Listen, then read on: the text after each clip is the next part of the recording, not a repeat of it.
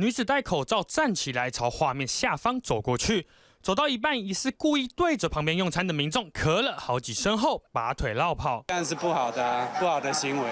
现在疫情这么严重，然后又一直咳嗽的话，会怕他也是有感染到还是什么的吧？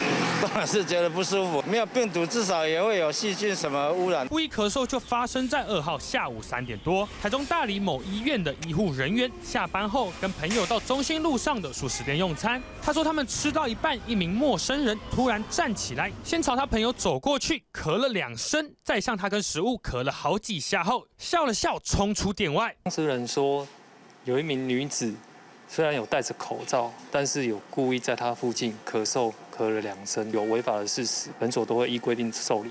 而警方获报后表示，将调阅画面调查相关嫌疑人，若有具体的违法事项，也不排除以伤害罪中的伤害他人身体健康侦办。院方则呼吁，在院外遇到这类事情，主动向他们告知，才有办法做后续处理。TVBS 新闻出台陈冠勋台中采访报道。网上看新闻，请下载 TVBS App 或直接按订阅 TVBS 新闻频道。